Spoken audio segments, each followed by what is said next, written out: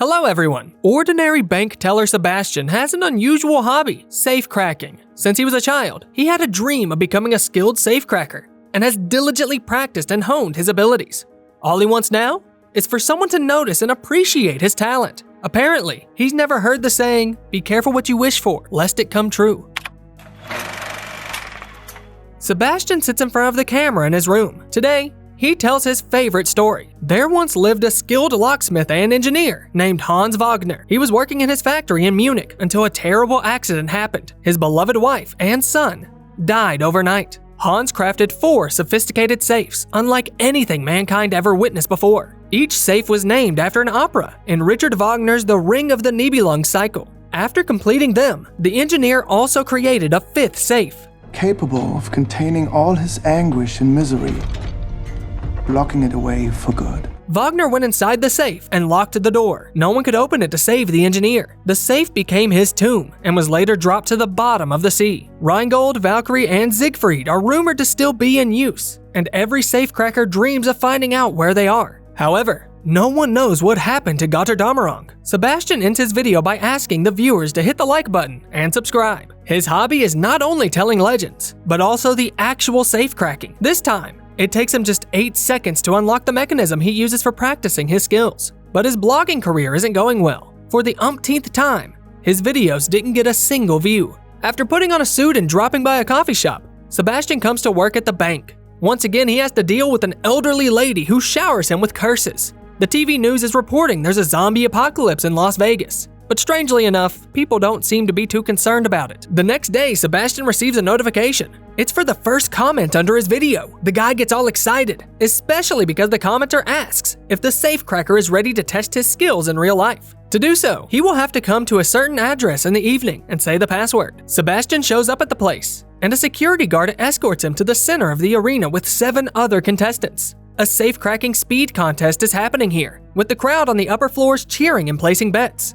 The clock is set. Sebastian is still confused, but no one answers his questions. After looking around and making sure it's not a dream, the man is the last one to start cracking his safe. Only 4 people can make it to the next stage, and 3 strangers have already cracked their safes. Sebastian focuses and also succeeds just in time. At the next stage of the contest, the confident Neo is the first to crack the safe. Sebastian, who got the nickname Mr. Nervous Guy, comes in second. The final challenge involves cracking a huge safe door in 3 minutes. While Neo is struggling with the mechanism, Sebastian takes his time to observe his rival. The announcer then tells that there will be 2 winners in the event of a tie. Sebastian slowly places his hand on the door, trying to feel what lies beneath the surface.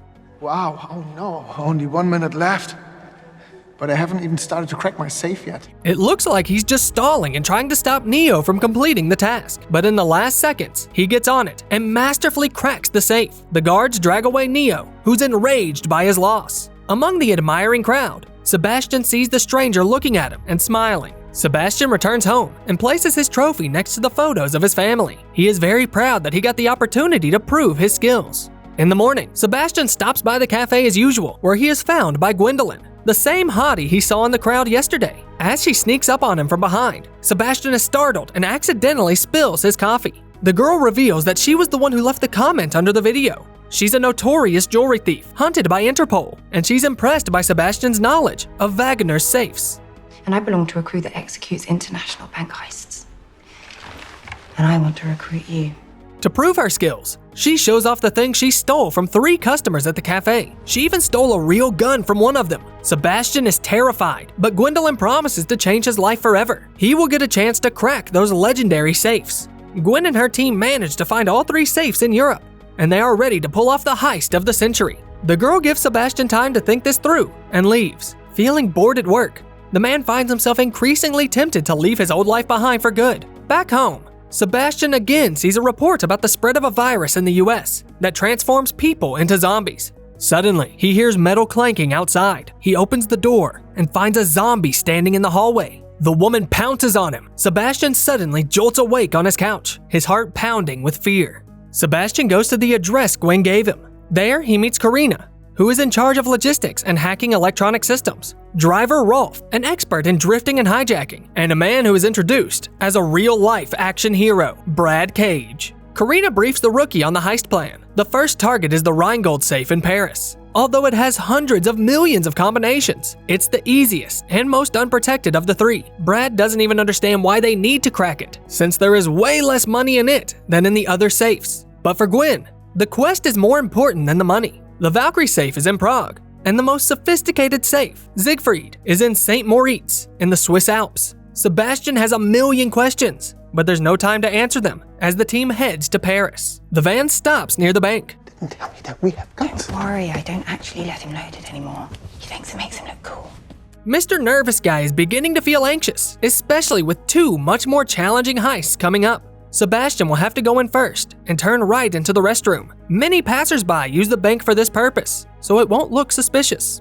He will be followed by Gwen, who will steal the keys from the old guard at the entrance, and then make her way to the room with the safe boxes. There's already one reserved under a fake name.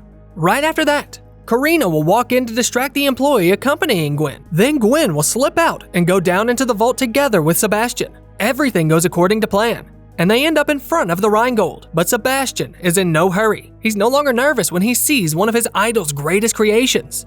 He begins to talk about the Ring of Nibelung. The first opera tells the story of a dwarf who crafted a mighty ring from stolen gold. All the gods have coveted it. Gwendolyn is more concerned about time and interrupts his story. But Sebastian finishes the story anyway. Now, he's like the dwarf tricking the three Rhine maidens and stealing their gold. He turns on the opera on his phone, warms up his hands, and puts his ear to the Rheingold safe. He has to go through 413 million false combinations to find the right positions of the three Rhine maidens' locks. One by one, the pieces of the mechanism fall into place, resulting in a satisfying click. With a sense of disbelief, Sebastian pulls the massive door towards himself, and it swings open with surprising ease. He and Gwen are overjoyed. I'm invincible! Okay, Mr. Invincible. Let's get on with it, shall we? Although their bags are too small to take everything, Gwendolyn says it's more important that they crack the famous safe. Overwhelmed by emotions, Sebastian almost kisses the girl. Brad distracts the staff again, so the burglars can get back to their positions and sneak away. Rolf hits the gas, driving the van away from the scene. Interpol learns of the heist. Agent Delacroix and his partner Beatrix are going to stop the criminals from finishing what they started. They know the burglars are after Wagner's safes. Delacroix once almost caught Gwendolyn and Brad, but was shot by the latter. The Frenchman was saved by an iron flask he kept in the back pocket of his pants. A zombie apocalypse is raging in the world, so the criminals picked a good time for the heist. Delacroix, however, has a personal score to settle with them and will not back down no matter what. Meanwhile, the five criminals are celebrating success at their HQ. They play beer pong and dance. Karina even tries to seduce Sebastian, but he already has feelings for Gwen. But Sebastian doesn't stand much of a chance. Gwen has been dating Brad for a long time, but Sebastian still finds a way to spend time with her. Gwendolyn has just had a fight with her boyfriend, whose real name turns out to be Alexis. He came up with the cool alias by merging Brad Pitt and Nicolas Cage. When Sebastian was a kid, he couldn't make any friends, and also made up a cool safecracker character, named Ludwig Dieter. He often imagined himself in his shoes as he practiced safecracking. Gwen also talks about her youth. Her father had benefited from the real estate crisis, taking the last pennies from those who tried to buy any kind of home. She's done a lot of foolish things by choosing the life of a criminal, but cracking legendary safes is her attempt to experience real art and do something great. Naturally, the heist wouldn't be complete without a fourth safe, so she'll head to Nevada in the United States to track it down. Only Sebastian shares her excitement. Alexis doesn't like the idea of the two getting close. In the morning, the team arrives in the capital of the Czech Republic. There, Interpol is already waiting for them, led by Delacroix, who is reeling with excitement. Sebastian is also nervous. This heist will be much more difficult than the previous one. Although Karina has thoroughly studied the security system, there are no guarantees of success. Sebastian enters the bank, and Karina opens all the right doors in front of him. However, the elevator turns out to be busy, and the burglar is caught on surveillance cameras. The security guards begin to suspect something is wrong. Gwen and Sebastian end up in the elevator, where the man tries to ask her about her personal life. They don't get a chance to finish their conversation, as the doors open to reveal two security guards. Gwen skillfully disarms them and gets into a fight with the two rivals, while Sebastian ducks into a corner. After clearing the way, the girl invites Sebastian to deal with the Valkyrie safe. This time, Sebastian tells a story about a forbidden love that angered the gods. The lovers were sentenced to death, but the Valkyrie stood up for them, for which she was stripped of her immortality. Gwen no longer tries to interrupt her partner's ritual, but at this point, Delacroix loses his temper and orders his men to enter the bank. The guards lock the security system as well, suspecting something is wrong. Karina can no longer get the companions out. Brad proceeds to plan B and arms himself. Delacroix makes his way to the vault, where it turns out that they've been in the wrong bank this whole time. Valkyrie was moved to a more respectable branch not too long ago. The cops rush to get there. Masked Brad bursts into the bank and shoots the guards with tranquilizer darts. He knocks the rest of them out with powerful punches and tells everyone to get down on the floor. Sebastian finally begins to crack the safe, but the mechanism detects the tampering attempt. The next mistake will permanently lock the contents inside. Okay, that kind of sounds like something to worry about, Mr. Warming Up My Instruments. You just said this would be easy. Brad is desperately trying to buy the team time, faking a robbery, and the guards are calling the police. Sebastian makes progress and cracks Valkyrie after all. I did it! You did it! Oh, you strange, beautiful, strange man! They fill their bags and head for the exit, while Brad gets shot by a security guard and jumps out the window. Gwen and Sebastian blend in with the crowd of former hostages, but they have to run to the van to avoid being caught by the police. Sebastian jumps in last, but Brad pushes him onto the road. The guy has to make his escape on foot, stealing a bike. He rides through the narrow streets and down the steps without slowing down. He manages to jump onto a departing train. The joy of escaping and cracking another Wagner masterpiece gives way to sadness. Sebastian is alone again. Gwen gets furious with Brad. Although ditching the rookie was the team's original plan, it should have been done after the third safe is cracked. Brad replies that he doesn't care because they all already have enough money to enjoy a comfortable retirement. But that's not what's important to Gwen. Although Brad confesses his love for her, she breaks up with him and demands that he stop the car. Karina also leaves after Gwen. Sebastian arrives at home, feeling utterly exhausted, only to find the two girls waiting for him. They frighten him, and Sebastian spills hot water on himself again. Although he has many reasons not to trust Gwen and Karina, the team has gone too far to stop now. Delacroix finds a video of Sebastian on YouTube and realizes who he is. Sebastian sees dreams of zombies again. He hides from them inside a safe, but they are waiting there too. When he wakes up, he finds himself on the way to Switzerland. Maybe they're prophecies, not dreams. Maybe you saw your own death. Interpol agents are already waiting outside the casino where the third safe is located. They tap into the criminal's communications and intercept a message saying that the robbery will start at 5 o'clock in the morning.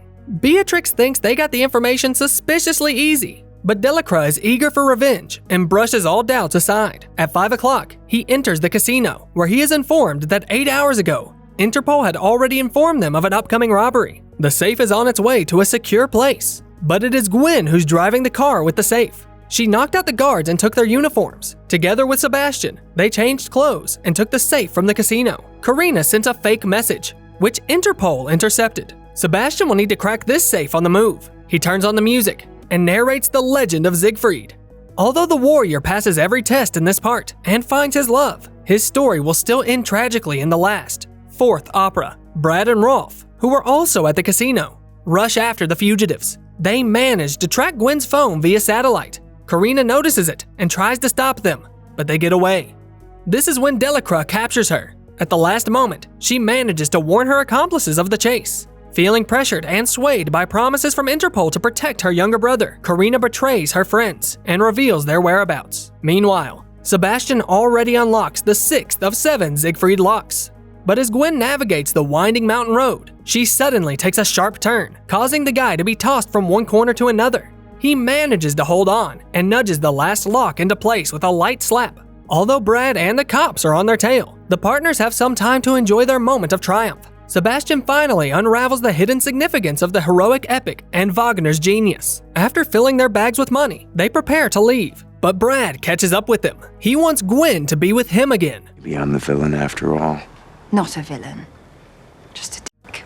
Jealous Brad points a gun at Sebastian and pulls the trigger, but the gun misfires. The second attempt ends the same way. Gwen has long since disabled his weapon after the unfortunate shot at Delacroix. Sebastian lunges at Brad and punches him in the face. It has no effect, except that the weak bank teller clutches his arm in pain. Gwen pulls out her own gun, ties the traitors to the truck, and takes their car, leaving together with Sebastian. Delacroix catches up with the truck and arrests Brad and Rolf. Gwen and Sebastian reach a town by the lake. I really like you a lot, and I just wanted to take this opportunity to say it. That seems like the worst time for such confessions. But Gwen kisses the guy in response anyway. Taking the money, they head for the boat, where Delacroix stops them. Gwendolyn pulls out her gun as well and offers the agent a deal. She'll turn herself in if he lets Sebastian get away.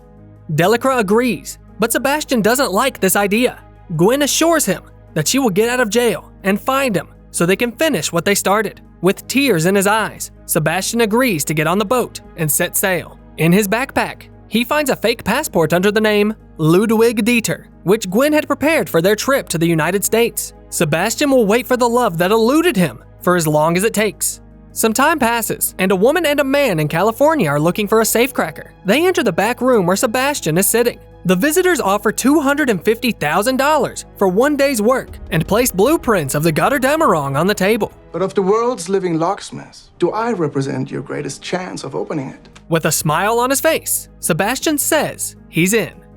As always, check out the name of the movie in the video description. In the meantime, tell us in the comments, do you think Sebastian's fate will be as tragic as Siegfried's? Or will he and Gwen eventually reunite? And don't forget to subscribe to the channel and hit the like button to see even more cool recaps.